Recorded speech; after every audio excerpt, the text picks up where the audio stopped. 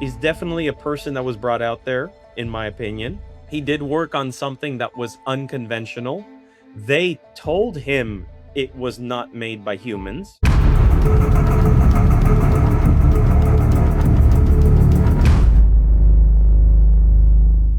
Welcome back to Change Agents, an Ironclad original presented by Firecracker Farm.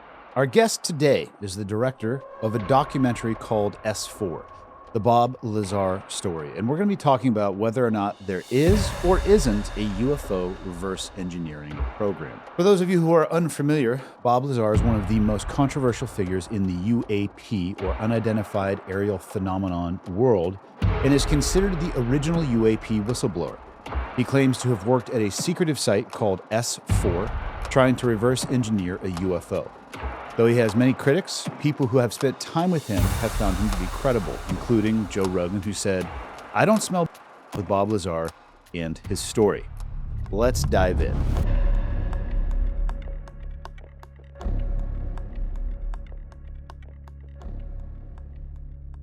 Bob Lazar, man. Bob Lazar, yeah. An interesting character for sure, fascinating to some, conspiracy theorist to others. How did you end up meeting this man and then spending 4 years with him?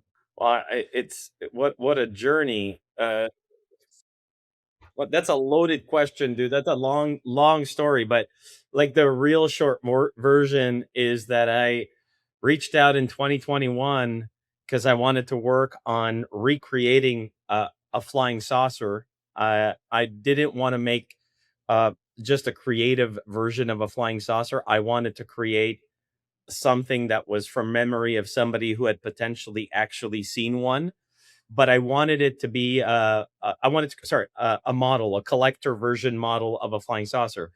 I thought, who can I call? Who can I work with that has detailed, who could have more detailed, as opposed to somebody just saw it and go, "Oh, I saw a flying saucer." Got a lot of that, but Lazar is the only one that we know of that was inside one, measured things, tried to dismantle it.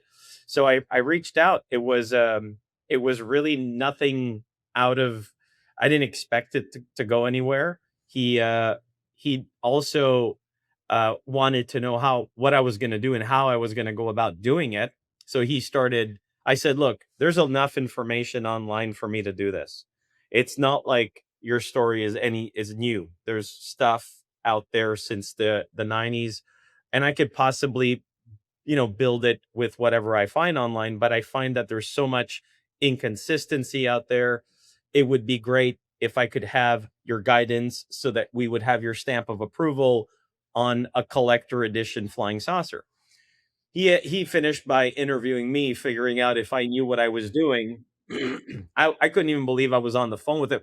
How I got to him is another story, but I couldn't believe I was on the phone with him. And he basically was satisfied with my experience in building things. I produced a lot of stuff in my life. I'm a merchandiser by trade, so I've produced licensed merch even for the NHL in my life. So I'm very familiar with making things. I spent many years in China learning how to do that. And so I kind of passed his smell test in regards to how to make something. And he said, "Sure, come and see me and we'll do it." And that's how it started. And it certainly evolved a lot from that day. Yeah, it seems like you went from making a model to a documentary real quick. It wasn't that quick, but yeah. Well, in hindsight, I mean, it's done. So therefore we Yeah. can say it happened just like that. Ladies and gentlemen, hot salt from Firecracker Farm is the real deal. It's not just heat, it's flavor that elevates everything that you cook. The best thing to happen to food since fire. That's a bold statement, but I'm going to go ahead and agree with that. It's delightful. One of the best things about this brand is there's a real person behind it. His name is Alex, and he makes these in small batches, so it's not always easy to get. You don't want to miss out. All of the flavors are great. I have tried all of them. You really can't go wrong. Seriously, try it on everything. Steaks, vegetables, everything in between. If you like milder heat, mix in some sea salt to dilute it. This is a choose your own adventure. You can go direct from the push button dispenser, or you can dilute to hit that flavor profile that you're looking for. The best way that you can help this show is to help Alex and his small family business by grabbing some hot salt, and trying it for yourself. So go to Firecracker Farm and use the code Ironclad for 15% off of your first order. Alex would also like me to thank you, the audience, for giving his small business a shot. I'm telling you right now, head over to Firecracker Farm, pick something out. I honestly don't think that you can go wrong. It's an amazing product founded by a very cool person. The backstory behind it is legit, and it's going to make your food taste better. We should bring people up to speed and why you were interested in Bob Lazar in the first place. So I'll ask you to speak for him just a little bit here. But for those that don't know his story, give me the wave tops or whatever level of granular detail you would like to, the basis of his claims about working on reverse engineering a UFO. Lazar was back in 1989 when he went public in 89. This was an era where I was already interested in the topic back in 1987. So I was very familiar with what was out there. The majority of conversations back then were about crash saucers. Yeah. Obviously, the Roswell incident is the one that used to be the most famous. That the story of Lazar when it came out was really different. I mean, here's a man who comes out and says, not only does the government have this, but they have intact vehicles. They don't have crashed vehicles. He had said they look like they were flown in and parked. So that was a different statement back then. It was a very different time as well. And I say that a lot because for whoever is listening, we are clearly living in a very interesting time where the conversation and the topic of UAP, UFOs, aliens, and all that has really gotten a little bit into the mainstream, or a lot in some cases. But back when I had started back in the 80s, this was really taboo. This was really not a conversation people would be open to listening. Most people would think you're crazy, you're looking into crazy stuff. It still happens today, by the way, but a lot more back then. And so his claims were really out there. I mean, you have a guy who, first of all, claimed that he was working in a secret facility inside Area 51. That was called S4. That was never mentioned before. He had alluded to the fact that it was adjacent to a dry lake called Papoose Lake. Nobody had ever mentioned that. Nobody even knew Papoose Lake was within the Area 51 compound at the time. And it indicated that it was the U.S. Navy that was in charge of this program that had hired him. And at the time, the U.S. Navy was not on the radar. Everybody was talking about the U.S. Air Force or the U.S. Army. The Army was part of the recovery to bring the objects that were apparently crashed to a U.S. Air Force facility, but there were no mentions of the U.S. Navy back then. It was very odd for somebody to say the Navy is in charge of flying saucers. I mean, you would think it has to be the Air Force. So those things all didn't match with what was happening back then. And then obviously the fact that he said they had 9 of them. They didn't just have one craft. He visually saw a whole bunch of them, and but never was able to get close to all of them. He was only able to get close to one of them, and the fact that they were intact, that they were fully intact. They didn't look like they had crashed. So those things were quite new in the space back then. It definitely shook the cage. I mean, a lot of people in ufology immediately jumped on this saying that's complete bullshit. It's controversial. It's bad. It's conspiracy. That stuff's not real. Well, all that changed almost 40 years now. In 40 years, that conversation has become front and center. The conversation that the United States government, the Navy, is involved in some type of reverse engineering program of alien technology is no longer far-fetched. So what Bob Lazar was saying back then, and rightfully so, that it became controversial because it was something controversial to say, it was equally courageous for him to come out and do that. As much as some people don't believe Bob Lazar, and as much as people don't want to listen to the story in its entirety, and there are holes in the story. Everybody who knows about the Bob Lazar story, there's holes in it. Uh, but you cannot deny that the men said things that are literally coming out. So was he absolutely lucky? Was he able to predict so many things and they all line up today? Or was there something going on? And I opt for the latter. What do you think has driven it into the mainstream? Other than access to information now is obviously incredibly more widespread than it was back in the 80s, right? I remember being in high school and seeing my first computer and then the explosion of connectivity and people being able to share information. And I also think I've heard, this is not my theory, this is a theory that I've heard other people say that I agree with. Earlier on, I think there was an intentional approach when you were talking about the conspiracy theory of aliens. They wanted it to be taboo because then they could look Right. at you and just say you're a crazy person, right? So Yeah. it was a way for them. It was sticky, but also the fact that you were going to be considered insane if you dove headlong into that was sticky as well. So they use that to their benefit. Yeah, we're 40 years down the road now. What do you think it is that has driven it? I mean, we have members of Congress openly talking about this. I forget there was another huge documentary that came with Active Disclosure or something. The age of disclosure. Yeah. I mean, it's pretty much you're almost anomalous if you haven't had one of these conversations. Exactly.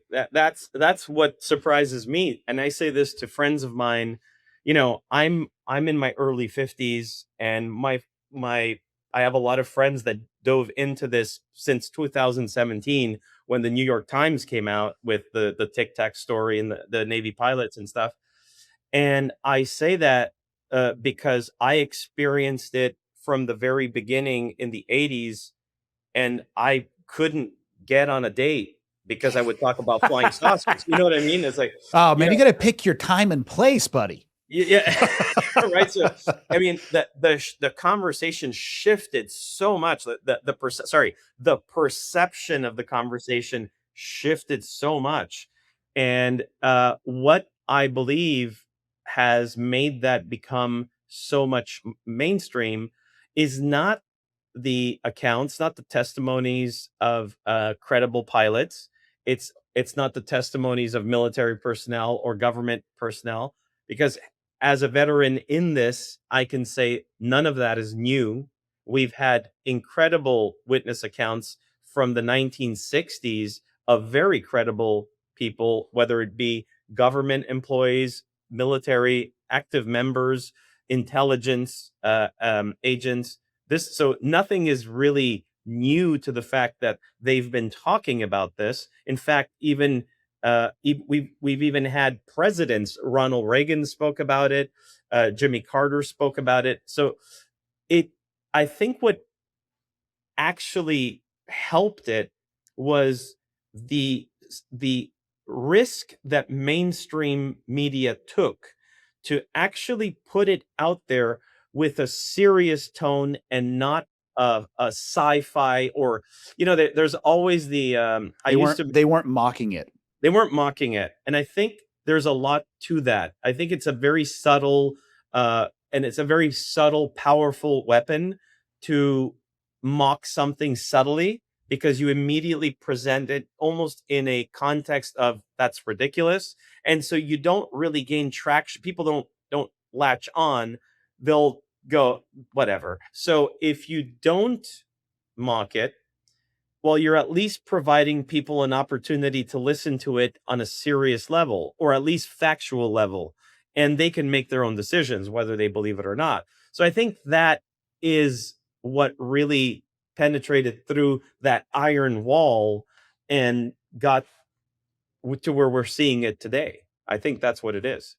This episode is sponsored by Norwood Sawmills. And if you've ever thought about milling your own lumber, or you just like the idea of being able to build something from the ground up, these guys are worth checking out.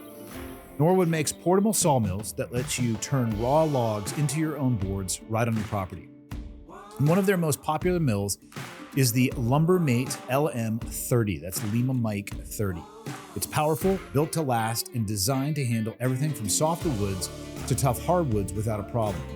It It can cut logs up to 30 inches in diameter, and it's made so that whether you are a beginner, a landowner, or someone with serious projects, you can actually produce quality lumber yourself. And here's the part that you don't want to miss. We've partnered with Norwood to give one of these bad boys away. The giveaway will be live from March 30th through April 3rd, so you've got a limited window to enter. Make sure you're following at This Is Ironclad and at Norwood Sawmills on Instagram, and keep an eye on those pages for all the details on how to enter. If you've ever wanted to mill your own lumber, this is your chance. I remember growing up and you'd hear stories of abductions, and they always ended the same way, which is a probe up your ass. And it's hard to not mock or at least think in your head, like, really?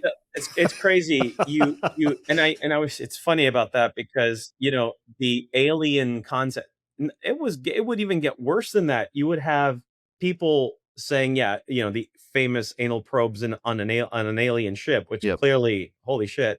And then you would have these people who would bring you in with really credible stuff. Because, by the way, not because the topic has gained more traction that all of it is real. We have to be we have to make that very clear. A lot of it is not real. Okay. So let's raise that right away. So what would happen is people would bring you in with a topic that sounded very good. And then at the end would be like, and there's also Bigfoot.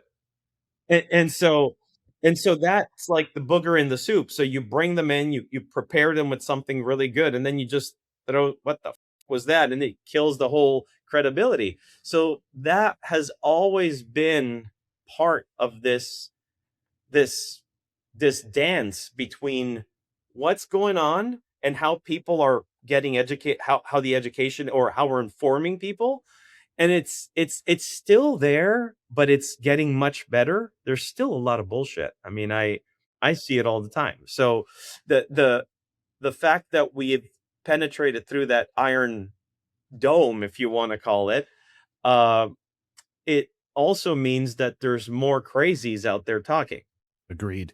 So at this point, how much, going back to Bob and working at that S4 facility, how much of that has actually been acknowledged by the government to any degree? Are they at least part and parcel slowly edging their way toward this? Like, okay, yeah, the facility does exist. Yes, it was called S4. No.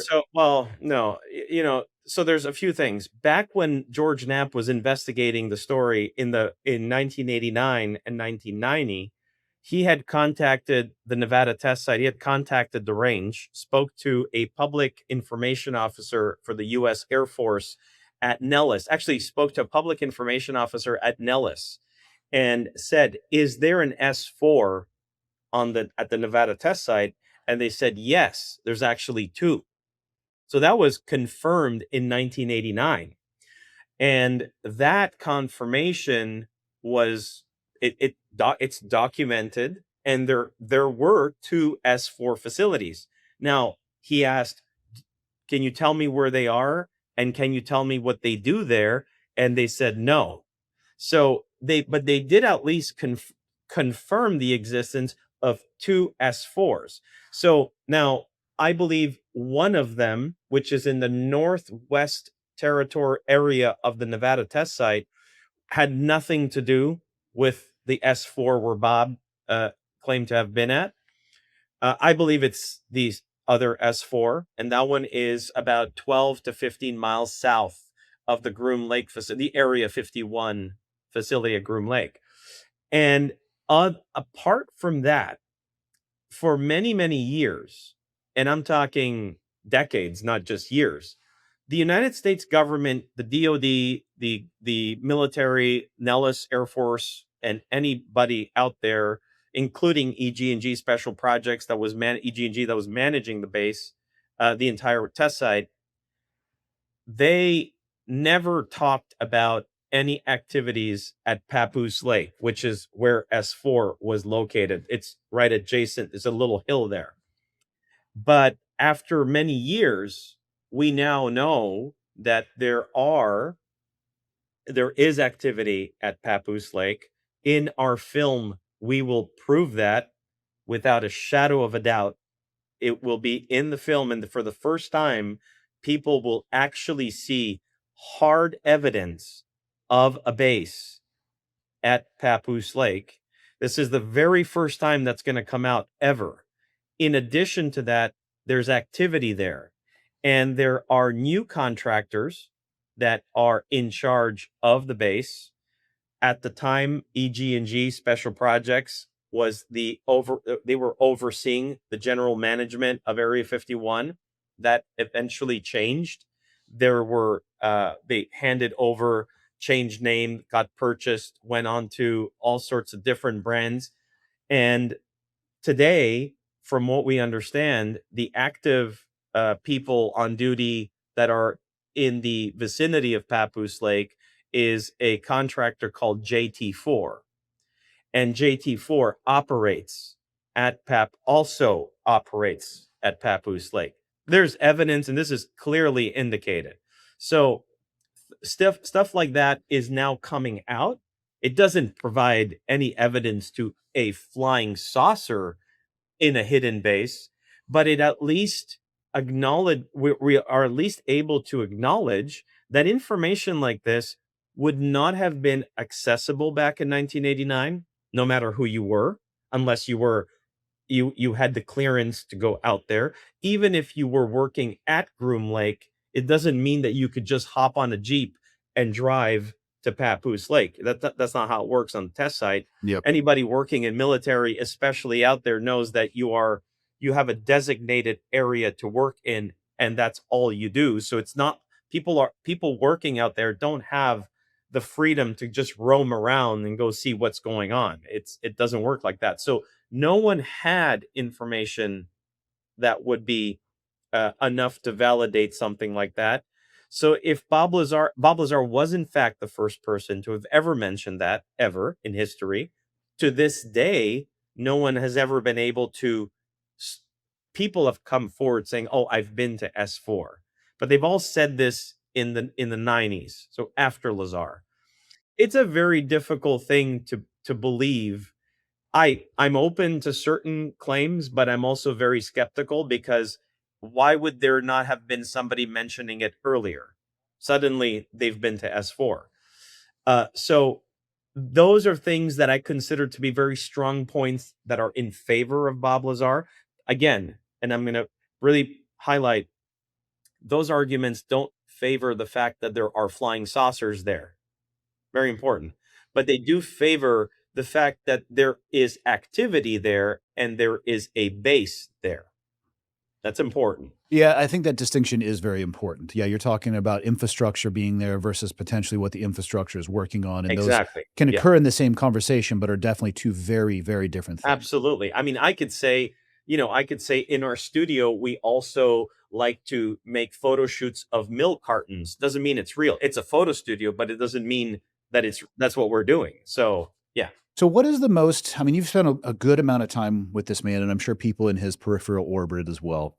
What's the most compelling piece of evidence that you have seen? And before you answer, I want to be clear. Like, I want to believe that aliens are real. I would be so stoked. I'd have a beer with one if that's what they drink, assuming they didn't want to like operate off I'm become their battery and they operate off of my human sweat. I'm not into that aspect at all. Neither am I. Yeah. I actually think it would be amazing for humanity, and it would actually probably bring us closer together if we realized that we weren't the biggest swinging dicks in the universe, which to me seems statistically improbable that we are. Absolutely. Yeah.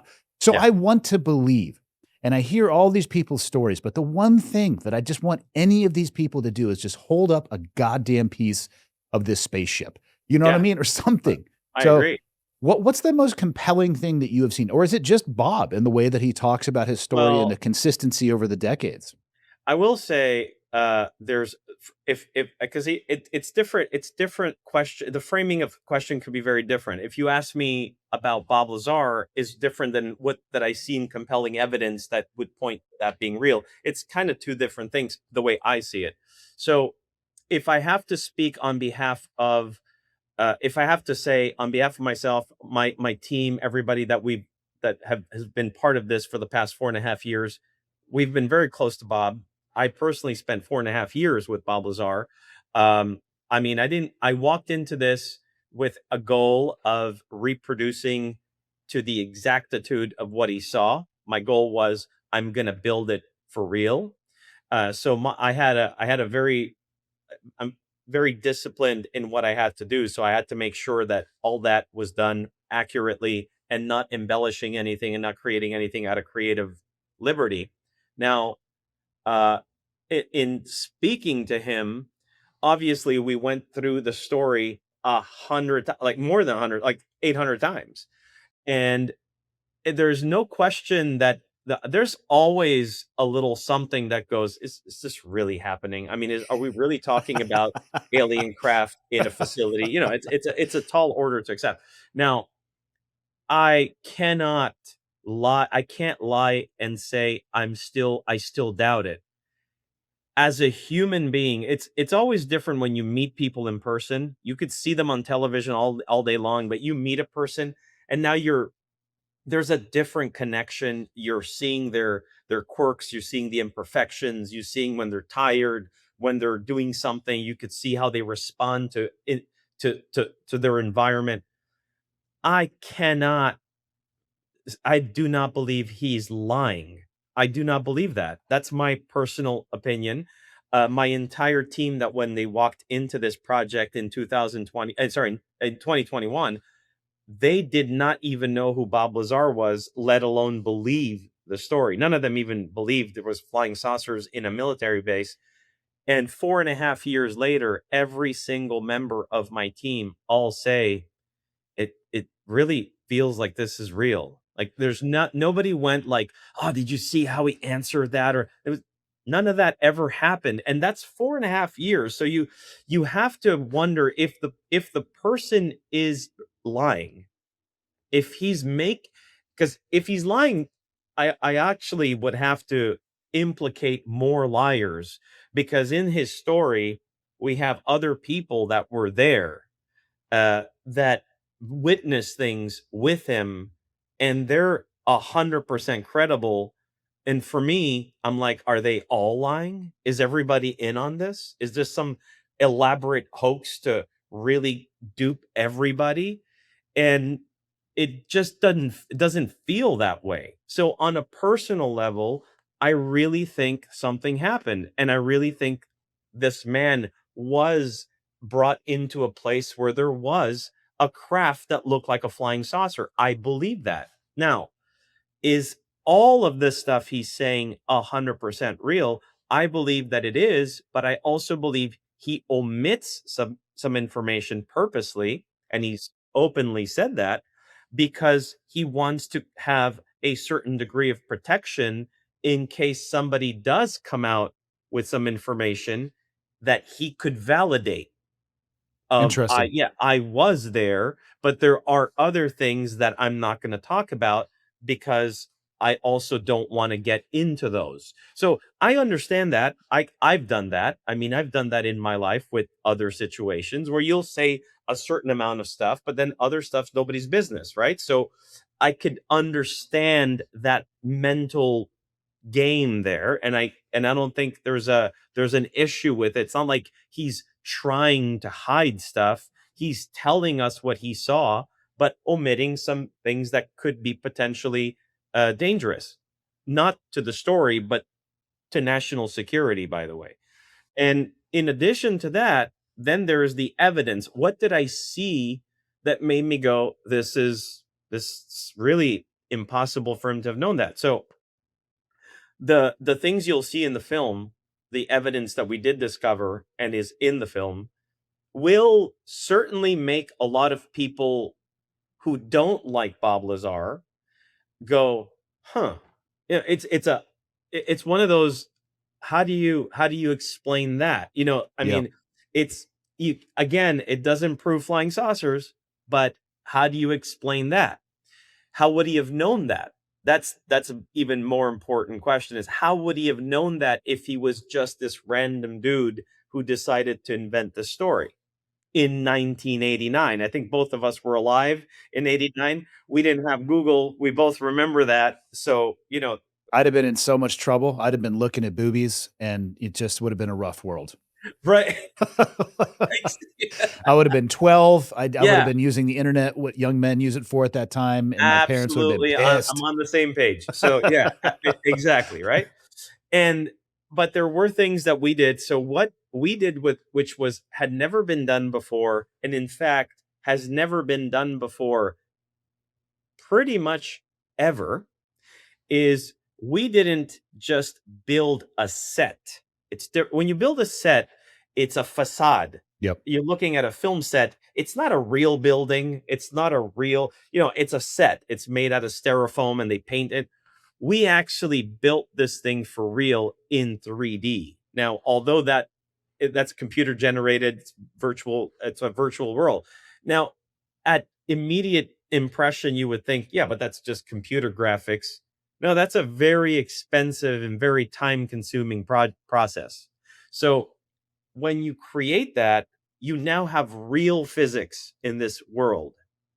Real physics means light, the way sound travels in it, the way light bounces in it, real physics, real world physics. You could really do that. We have this technology, we did it. When the craft was there and the interior of the craft, he explained what the interior of the craft was like in great detail, by the way. Yeah. And it was, I'll never forget when he first told me, he says, well, when I was crawling into the craft and there was the extension wire there. And I said, oh, what do you mean extension wire? Like that kind of was like, I was not thinking extension wire. He says, yeah, they had extension wires going into the craft. And it's interesting because although I had heard the story 1,000 times in my life, I had never made a connection that if you and I, humans, you and me, would have a flying saucer to go into, well, we have to light it. There's no light switch that turns on the lights, right? So we have to light the thing. You're not going to go into a flashlight all the time. Let's go bring in some spotlights in there. Let's light the plate. We want to Yeah. work in it. I never made that connection. It as much as I thought I would have, I never did. And he goes, yeah, there was extension cords because they had tripod lights in there. And I thought, it's true. So we did that. We installed the tripod lights. We actually installed the right models from the late 80s with the halogen bulbs in them, same luminosity, same everything, and turned them on. And Bob had said it is very dark. It was very dark in the craft. And I remember him saying that, and I said, well, didn't they put any, you said there was lights in there. He goes, yeah, the lights were on, but it was still very dark. They had big spotlights, but it was very dark. And when we went in there in our environment and we turned on those spotlights, I'm looking at our big screens, and I tell my team member, my lead here, Christopher Matteau, I said, hey, Chris, turn on the lights. And he goes, the lights are on. I said, I can't see anything. It's dark. He goes, they're on. And I said, that's impossible. I could barely see anything. And so I said to Bob, I called Bob. We have millions of calls together. And I said, how many spotlights were in there? Like, he says there was 2 tripods. Each one had 4. It's a 4-head halogen. I said, yeah, that's what we have in there. I said, were they on? He said, yeah, they were on. But it was really dark in there. And we had to literally up the power on our lights 20 times in order for us to have a clear view of the interior. There would have been no way for a person who had never been in that exact environment of an object made of that type of material, because we replicated it as close as we could, and that there was no way to know that the light bounce in there would not actually light the interior of the craft enough. I mean, light it enough. So those small things, although are not hard evidence that would make a person go, okay, I believe it, that there it is. Here's a piece of but those are things that somebody could not have known. You have to build it. It took us 2 years to build it. Even with computer, even if it's in a computer, it took 2 years to build it.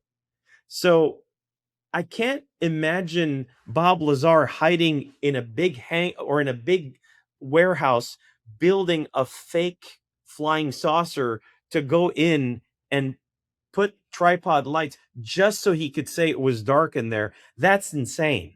I would agree. So how would he know that? How could he know that it was so dark in there, even with these super powerful industrial tripod lights? Which is something that I was not expecting when we turned them on. So there's a variety of those of these little stories, and I consider those things to be uh, very relevant when people attack a person for their veracity, saying you're a liar. Okay, let's step back and start really listening to what the man said. And the people will say, well, there's no proof of his education, he's a liar. Right away, he's a liar, that's it. Now, that's the biggest sticking point with Bob Lazar, is the fact that there is no evidence out there to prove that he went to MIT. I've had very personal conversations with Bob. Bob explained this to other people prior to explaining this to me in private. There is a legal reason, and I can tell you it's a very important legal reason why he cannot bring forward certain pieces of that particular information about MIT. What I can say is that it has everything to do with national security. It has nothing to do with some covert government organization going into a school and removing his records. That is not what I think happened. There is another thing that was in play. And there is nothing new when we say the government, the Defense Department, the military. Back in the 1980s, and this is the story of him in school goes back, predates S4. It's 1982. The government doesn't always do things legally, although they like to say they do. Oh, that's current as of 2026. I think we can Right. agree on that. Thank you. So there are things that were not being conducted above board. Yeah. And for that reason, he and other people, very important to add, he and other people were implicated in doing certain things at MIT, learning certain things, to then utilize those for some national security purposes. And he has no interest. He's told me openly, and to everybody here, said, I have no interest to put my life and other people's names in danger, to potentially be sued or arrested or put in jail, just because there's some people who don't believe my story. If they don't believe my story, that's fine with me. He said, I'm not doing this to convince people. I'm doing this to simply say, this is what happened to me. That's it. So I believe, I understand it. I've processed it over the last couple of years, and I think I would have done the same thing, to be honest. So I think he's a definite, he's definitely a person that was brought out there, in my opinion. He did work on something that was unconventional. They told him it was not made by humans. He did not know that until he actually touched the stuff and handled it. He does not believe that we're able to produce something like that. He's very hesitant in saying it was aliens. He says, they told me that's who it was, but I don't have evidence of that. So he said, I can't tell you who made it, but I can certainly tell you it was not us because we don't have that technology, period. And nor do we have those materials. So he's a very grounded person, although his story became the nuclear bomb of controversy back in 1989. But when you get to meet him, he's actually really grounded and does not like to dive into the UFO topic because he says, I think a lot of crazy people are involved still in it. He says, I've never found any interest in it. He said, yes, I was granted access to these things. I saw them. I touched them. I can say I've never seen this technology again after I've seen it at S4, and I don't foresee seeing this technology for a long time. We're not there yet, Yeah. you know?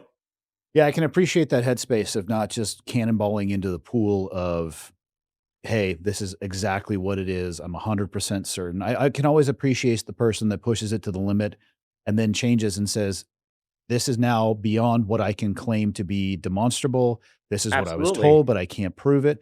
So the educational aspect is something that people will point at. Today's episode is brought to you by GHOSTBED. I've spent most of my adult life in environments where performance matters. And one thing that I have learned the hard way is that recovery is not optional, especially as we get older. Sleep is the foundation. If that's off, everything is going to be off. I took GHOSTBED's online quiz. It came back with the Luxe foam as the best fit for me based on how I sleep and the level of support that I prefer. It's a medium firm setup, balanced support underneath with a more plush, cooling feel on top. I hate sleeping hot, so this mattress helps with that. That combination makes sense to me. I don't want something that's overly soft, but I also don't want something that feels like I'm on a board, so this hits in the middle in a good way. GHOSTBED is also an American-made, family-owned product, and they back it with a 101-night trial and a 20-year warranty. That's going to tell you that they believe in what they're building. So if you're looking at upgrading your sleep setup, go to ghostbed.com/ironclad. You're going to get an extra 15% off automatically with the code Ironclad. That's all one word, all caps. Thanks again to GHOSTBED for partnering with us. What's the biggest hole that you have encountered in this story, or something that you don't have an explanation for yet that is acceptable to you? There's a part of the story about I don't know if you're familiar with the story of Bob Lazar. Portions of it. I mean, I've watched them, on Joe's show, and I'm like, but I'm also mowing the lawn at the same time, wondering if aliens are going to come probe my butt. You know what I mean? So I'm worried. I don't think they will. I hope for your sake. And if they do, let me know how it went. Documentary series. Here we go. But I think the biggest hole I would see in this is what happened. There seems to be some controversy there because Bob Lazar back in in 89 and 1990 had claimed that he had smuggled out a piece of element 115 out of the base. And there's a lot of people that talk about that. And there's a lot of questions whether that actually happened. Does Bob have a piece? He doesn't want to talk about it, and so on. In my exchanges with Bob, he's never told me anything he never said I took a piece of element 115. The only thing is there's a portion of my film, a very short portion of my film, where he acknowledges something in that regard.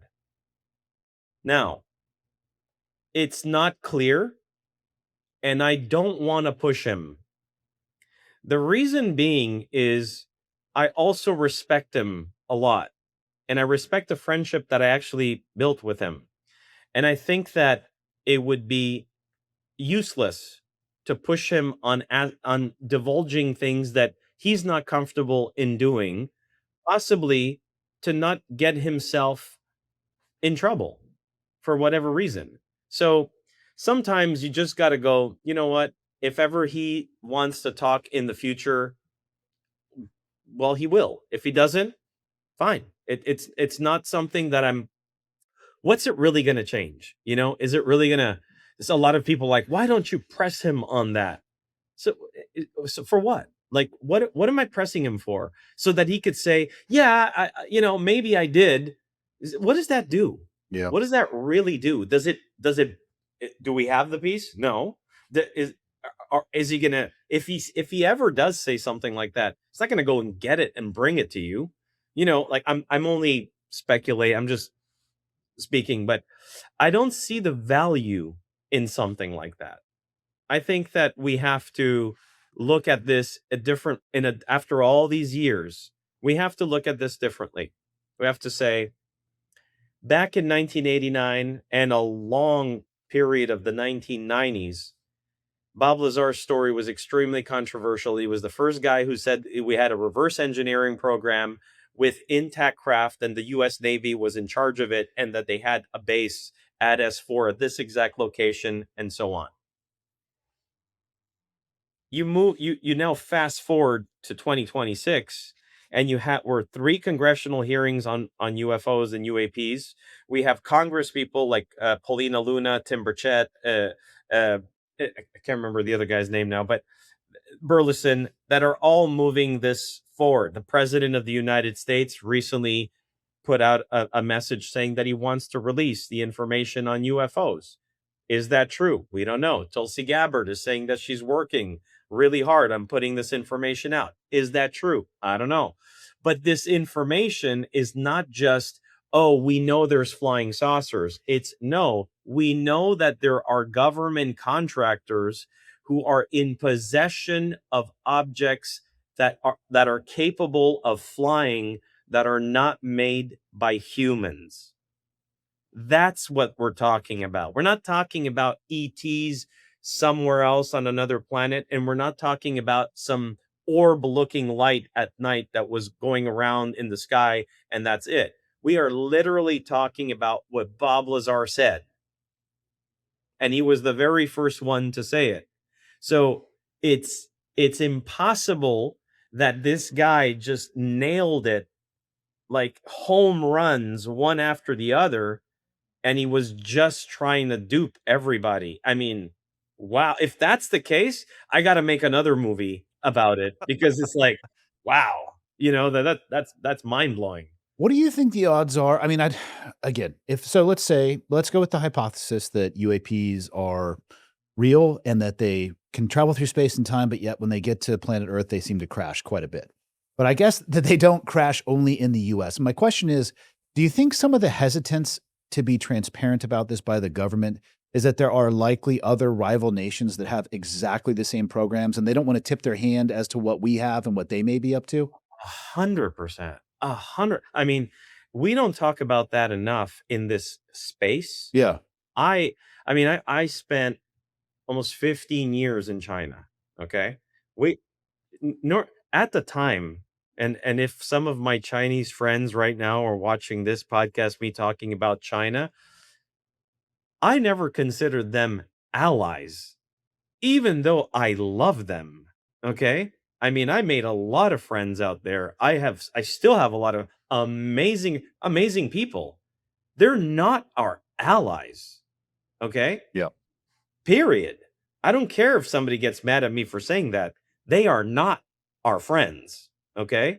Because they're in it for themselves, which is normal, by the way. There's nothing wrong with saying that. We're friends, but we're not allies.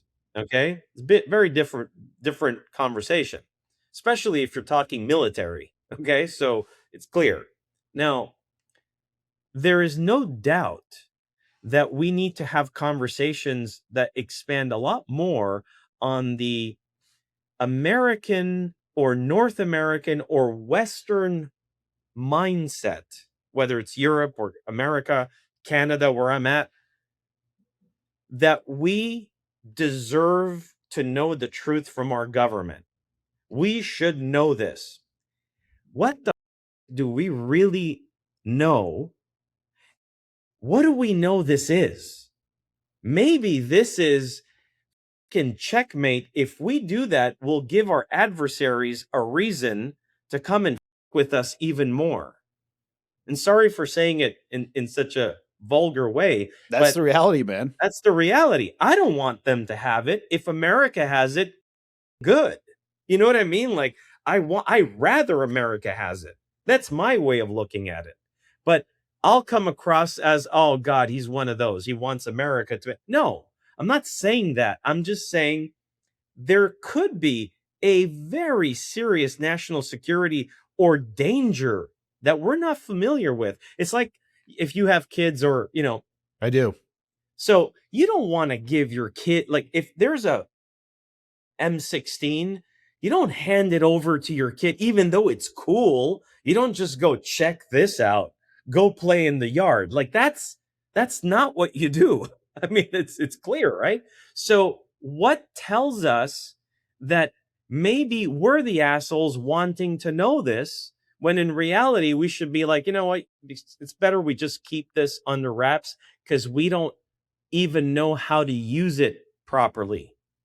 What if this is, I mean, in our film, and again, I really, I don't want to be the guy who's promoting his film, but I really do invite people to watch it because Bob does dive into the dangers of it. And what he mentions is it's not that it's a weapon, but it's the amount of power that this equipment produces is so astronomically bigger than anything we have on Earth that we have to be really careful in how we handle it and how we use it, if we ever do handle it and use it. So I'm on the fence with disclosure.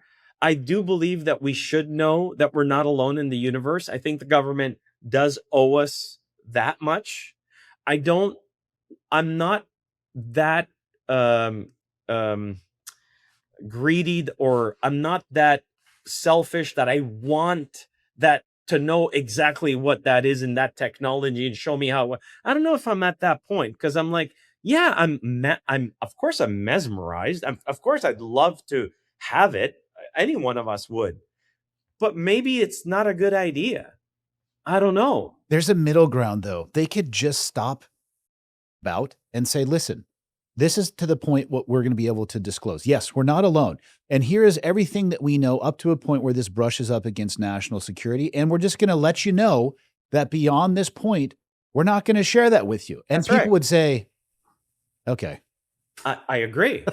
but now I'll open up I'll open up a very serious counter to that, and it goes like this. If the government does do that, if they say, yes, it's true, we do have these objects in our possession, that means that these objects are physically parked somewhere Yeah. within the confines of America, of the United States. Even though those parameters are within classified built probably military bases or contractor bases, there are human beings that have to manage those places. There are human beings that have to travel in and out of those places. There's food and water that has to be brought there. There's fuel. I mean, regardless of the fact that you have a flying saucer, you still need to afford something to drive in there with. So you still have fuel needs. You have aircraft. You have an aircraft, a strip, a helicopter pad. You need equipment. You need to go back and forth. So all of a sudden, you have this operation that is now somewhat on a more elevated risk than it was before against adversarial countries who says, wait, are you telling me America has that? Hold on. Where? Well, they probably know more about where we hide stuff than we do. Okay. That's fair. So you have I see where you're going. Yeah. You see where I'm going? Yeah. So do we want to what if they find and they want to terrorize some of the employees that are out there and they kidnap them or they do something? We don't know what the consequence of saying something like that is. We haven't lived that yet. And you could read all the books in the world about that, and it doesn't matter because we don't know what the consequence is. Clearly, we need a joint understanding, and we probably need to put it up in Manitoba because I think there's like 8 people there. That's right. That's a good point. We'll just hide it in plain sight. Like, good luck finding it. Yeah. The weather sucks out there. Nobody wants to go out there. Like, good luck finding it. If you can find it, you can actually have it, because we can't even find it. We put it up there. We can't even find our stuff anymore. I mean, that's the way I see it. It's Well, yeah. I mean, so it's going to be a coin toss either way, and as with every coin toss, half the people probably statistically, depending on what they bet, are going to be happy, and the other half are going to be upset. Yeah. I think it would be I think a true disclosure up to that point of national security would be a net positive on society. And I think it would be a net positive globally. And that also doesn't disregard the fact that, yes, there is risk that comes with that. It's, if this was and is designed to be a reverse engineering, it's, it makes me wonder, again, with my military background, how much, if any of that technology actually has made it into any of our modern era stuff. Is it stealth technology? Is this, whatever it be, the ability to, whatever it may be? I don't think. And again, it sounds like largely we don't even understand what it is that we're looking at. And like you described, giving a monkey 1,000 pounds of dynamite is probably not a great idea. So probably a good thing that we don't understand or have the ability to, like, why does this button say don't push, as the guy's just like reaching? Because that's what we're going to do. 100%. 100%. We're going to do it. 100%. Yeah. I mean, we all know that's what we would do. Somebody would. Yeah. Yeah. Absolutely. I mean, I also, I do think that some of the stuff seeped into society. I do think there are controlled leaks of this technology into society. I can't validate that for sure, which ones they were. But if we look at the history about this, it does seem like there are certain things that we've discovered, like the not the microchip, but I can't remember the name, but there's parts of technologies that we've developed that are apparently from these reverse engineering programs. And you say, well, lasers apparently, or that apparently Velcro. No, somebody might say, no, there's history to Velcro, but that's what somebody said from the Roswell crash. So is this, is it controlled stuff? Did they do they give it to contractors and they give them a specific window and say, if you could figure something out, you get the patent on it for an X amount of years? And that's how they you're going to need younger, faster, smarter brains on it, and keep looking at it. The new technology is going to be used to try to extract whatever we can from it. The way I see it is, and I said this one time to my lawyer, it's funny, and I always bring it up because I said, if I give my cell phone to a caveman, it's got a full, let's say it's got a full charge, and I give him to a caveman, he's gonna think God's in this thing. Again, what the is this? Got light in it, it's got images, whatever.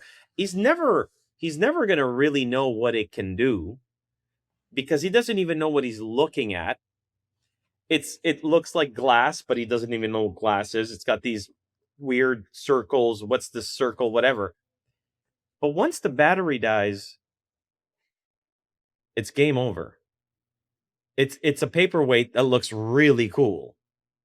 Now, what Bob said, and it kind of applies to what I say here, is he's never going to be able to build one, right? And so I'm saying this to my lawyer, and my lawyer smiles and he says, you're making a pretty big error here. And I said, what do you mean?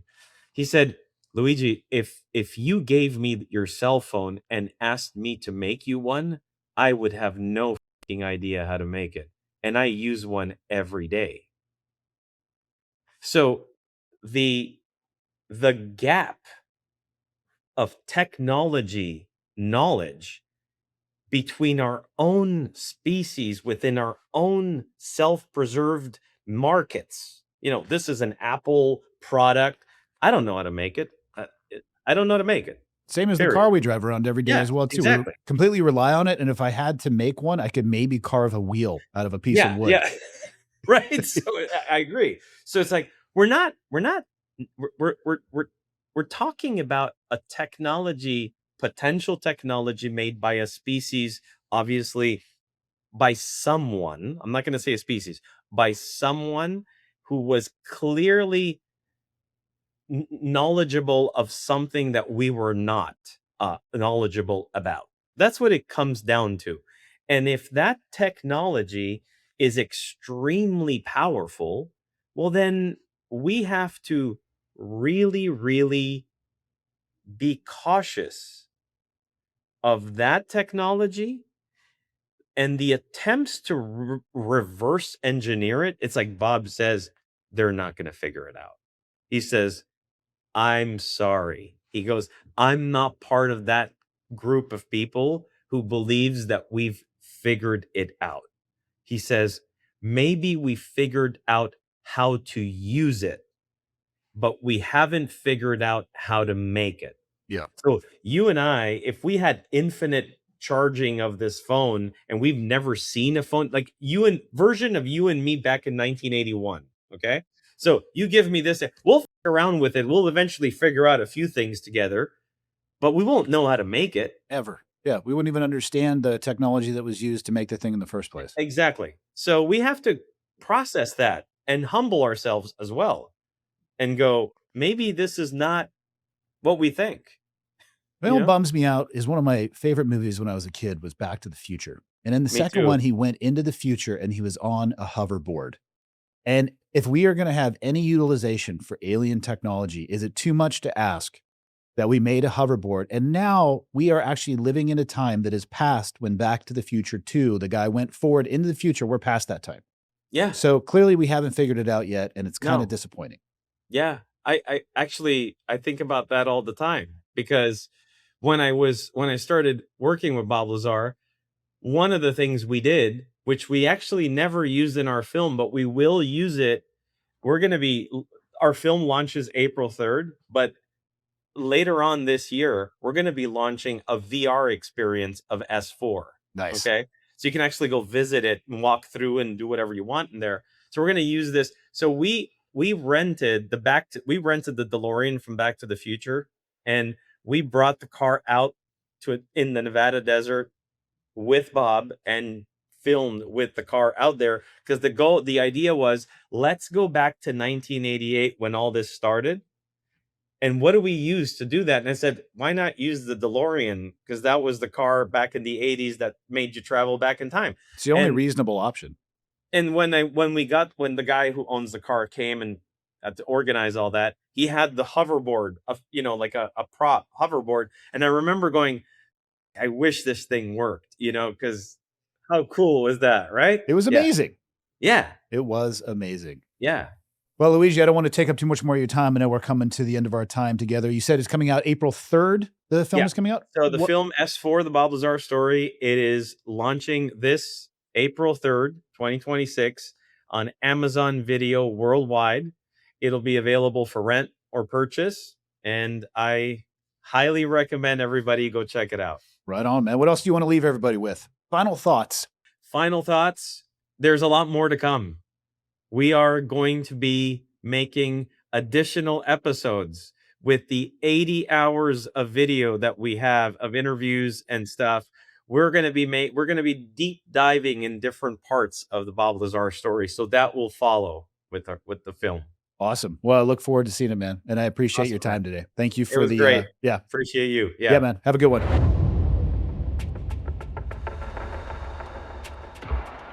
Hope you enjoyed today's episode. If you want to learn more or watch the film, you can check out S4, The Bob Lazar Story. Thanks for listening to GH Agents, an Ironclad original presented by Firecracker Farm. See you all next week with an all-new guest and an all-new episode. See you then.